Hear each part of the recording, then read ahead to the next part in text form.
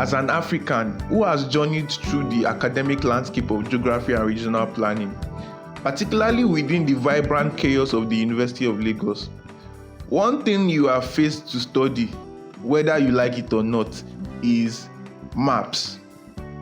A quick glance at the meticulously planned metropolis of Europe and America on Google Maps reveals a deliberate artistry in their design. Straight lines, predictable order, universal access, proper and thoughtful planning. On the other hand, when our gaze shifts to sprawling unscripted canvas of African cities, a profound disappointment settles in. How did we get here? Who truly holds the blueprint for this bewildering disarray? Who is responsible for this chaotic-looking society?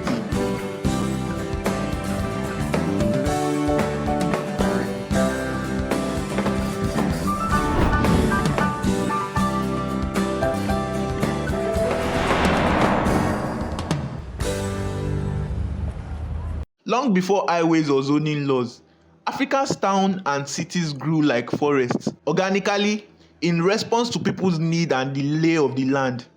Generations of kingdoms and community built marketplaces, temples, and houses radiating from village centers in circular or winding patterns. Great pre-colonial cities such as Digne, Timbuktu, Kumasi, and Great Zimbabwe were not laid out, but rather evolved over time. Courtyard, plazas, and winding lanes relieved congestion and supported communal life. Market formed where people meet.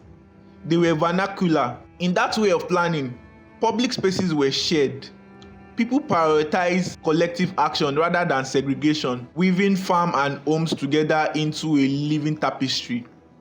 This organic pattern reflected deep ecological wisdom. Building made of earth and wood that breathed with the climate, and layouts shaped by tradition and ceremony rather than by survey. But over time, what began as an organic wisdom has devolved into disorganized sprawl, no longer rooted in culture but in crisis. Today, across the continent, people still buy land in flood-prone areas. They build homes before roads, light candles long before power line arrives. These were once survival-driven practices, but why are we still stuck in them today, in an era where we know better and can build smarter? Once these organic cities are built, they are incredibly hard to redesign. So we end up repeating the same unaesthetic pattern over and over again. And as a filmmaker, that hits differently because your visual storytelling depends on the environment. When the city's backdrop is chaotic and poorly planned, it drains inspiration. Unlike in more developed part of the world where their ancestors laid the groundwork with thoughtful city planning and landscaping, we are left improvising around dysfunction. Quick one before we continue. Over 99% of you watching have not subscribed. If you are enjoying this, help us grow. Hit that subscribe button, like the video and turn on notification. It costs nothing, but it helps us invest in better gear and tell even greater African stories. When I go further, check the description for my Patreon link. Your support means everything. Let's build this together. Now let's continue. In cities across the world, the grid has long been the hallmark of city design. From Manhattan to Barcelona, straight line promise order, predictability, and access. The grid system is more than just geometry. It is an ideology. It is a belief in control over chaos. But in many African cities where colonial power imposed foreign blueprints or post-colonial regimes mimic them, the grid ideology rarely reached the people. What does it cost when design is absent? Congestion, flood, fire. A city that can't breathe, can't grow, can't adapt. A city without proper drainage or sponge system will surely experience flood. African cities does not necessarily need to copy the West. They need to code their chaos. To blend the soul of the organic with the strategy of the grid, we need to reinvent how we plan our cities. Lagos today is a city of two halves. Its skyline and gated communities suggest a modern metropolis, but much of the city has sprawled into a haphazard, unplanned way. Homes are being planted on any available land. The result is a sprawling patchwork of informal settlement and gated enclave without the guiding hand of a master plan. These sprawling settlements often lack sanitation, water taps, electricity or sewers, forcing residents to share communal tap stands and pit latrines. Basic city services have not kept up. Lagos suffers from erratic water supply, insufficient waste disposal, poor drainage, and limited routine maintenance. When this rain falls, neighborhood floods because drainage is clogged or absent. Local authorities simply cannot keep up with growth of the population, overwhelmed by rampant development. No new significant public housing has been built, leaving low-income migrants to erect their own shelters anywhere they can find. Some prefer the bounding towns. These boundaries are now even more congested, blurring boundaries between two states. Enforcement of building code or zoning is weak. This reality shows the downside of entirely organic growth without a coherent plan. Lagos has adapted but also strained itself.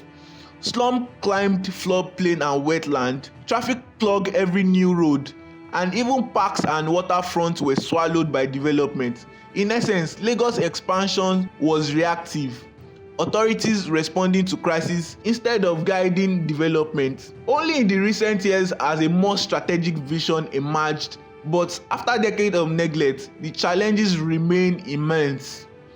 By contrast, many South African cities were built on decades of rigid planning, but with their own problems. Cape Town and Johannesburg, the two metros most often cited, grew under colonial and apartheid rule that imposed a grid-like order at the expense of equality. Cape Town, for instance, has many wonderful attributes, mountain vistas and European architecture, yet it is a city struggling to shrug off its dark past. Colonial planners from Jan van Riebeeck in the 1950s through apartheid era, officials aggressively redrew the city to separate population. By 1966, the famous District 6, once a vibrant mixed community, was declared a white-only zone, forcibly evicting 60,000 residents. Highways, canals, and empty buffer zones encircled black and colored townships, effectively creating wall-like barriers. Today, entire suburbs remain divided. Wealthy white neighborhoods sit behind freeway walls, while poor communities sprawls on the distant Cape Flats, often disconnected from jobs and transit. Johannesburg's story is similar. Born as a frontier gold rush town in the 1880s, it mutated into a frontier town and grew in a colonial fashion. Under British rule and then apartheid, it became spatially segregated. White mine owners built grand houses in the north, while blacks were pushed to the south into crowded township. In fact, apartheid master plan for Johannesburg literally drew black labor into peripheral dormitory towns like Soweto and locked them out of inner city neighborhoods. These cities are still visible and traumatically segregated. Even 24 years after apartheid, the pattern remains. In short, the grid imposed by colonial planners gave Cape Town and Johannesburg a visible order, paved road, zoning map, and civic infrastructure. But it also locked in extreme inequality. The lesson here is that a city blueprint can be precise but not necessarily just. Against this backdrop of unplanned sprawl and unjust grid, some architects and communities are turning back to traditional building wisdom. In the previous episode, we saw how African builders have lost the heritage of clay brick, stone, thatch, and timber, materials that grew from the earth and keep homes comfortable in the climate. We lost it to colonial concept of the concrete and imported style. But today, there is a resurgence of interest in the old ways. Architects and communities across Africa are rediscovering the value of mud as a green building material. We can, at this point in our history, start to redefine what we want our city to look like.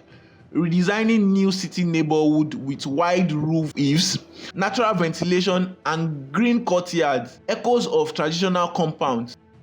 The possibilities are inspiring, but fusing vernacular technique with modern city planning, well-paced road, parks, drainage, and landscape, where we see street trees along native plants, African cities can grow with resilience. It will be an urban innovation grounded in tradition, taking soul from the past and engineering sustainability into the future.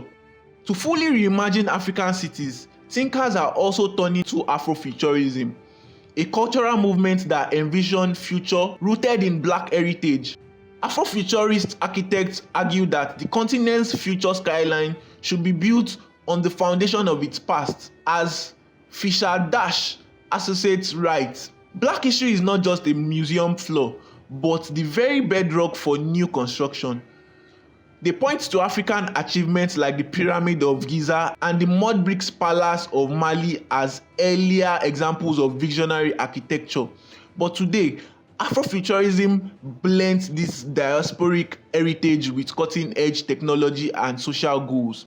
In design terms, Afrofuturist architect goes beyond sleek curve and metallic facade to prioritize people and place. It is explicitly centered on community needs, sustainability, and cultural identity. For instance, some architects repurpose abandoned buildings, perhaps a leftover colonial office block or defunct factory, into vibrant community centers using local materials and crafts.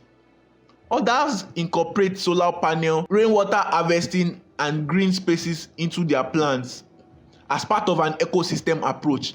Every structure is seen as part of a larger social fabric. Schools might feature colors and patterns from local textiles. Housing blocks may be built around open courtyards for families to gather, and transit stations could incorporate marketplaces and showcase local art. Crucially, Afrofuturism is as much a philosophy as a style. It is a call to action to dismantle old hierarchies in urban planning and replace them with inclusive visions. In effect, Afrofuturism asks, how would African cities look if their cities and buildings were imagined by Africans themselves, informed by history but reaching for the stars? In fiction and concept art, we see towering structures inspired by traditional greenery or forests. In reality, we see architects like Francis Carey and other designing clinics and schools that use mud, wind towers, and solar tech, fusing ancestral knowledge with innovations. The promise is a future city that is sustainable, high-tech, and art-driven. Africa's next city will emerge from the tension between these two models, the unplanned sprawl and the rigid grid, and from the creative imagination of a new generation. We stand at a moment of possibility. Lagos and Johannesburg may be very different cities today, but both urgently need urban designers who can think differently. As a continent with deep communal traditions and rapid technological adoption, Africa can pioneer a third way. Urbanism that is scientific in planning but also soulful in spirit. The blueprint for this lies in soul, sustainability, and strategy. City planners and architects should be people-centered, which is the soul, drawing on culture, memory, and local priorities in every project. They should be green and resilient, which is sustainability, using traditional material like clay and vegetation to cool and clean the city, and redesign infrastructure that copes with flood, heat, and crowd. And they can be smart, applying data-driven planning and modern transit to create coherence. In practical terms, this could mean slum upgrading programs that keeps community in place rather than forcibly evicting them, with parks and public square inspired by African plazas. It could mean multimodal transit, train, BRT buses, bicycles, subways that connect poor outskirts to jobs instead of widening highways through historic neighborhoods. We also need institutions and architects from Africa at the table. Current projects like Cape Town Bus Rapid Transit or Rwanda's new satellite city of Bugesera shows both the challenges and the opportunities. But the greatest shift will come when local voices lead the vision. Sustainable change largely depends on the action and the capacity of local governments and communities. In other words, the future city must be co-authored by its citizens. In the end, building African future cities is an act of storytelling as much as engineering. It means writing a new chapter where clay and concrete, tradition and technology coexist. It means planners who are also poets and activists imagine streets not as lines on a map but as places of song, markets and life.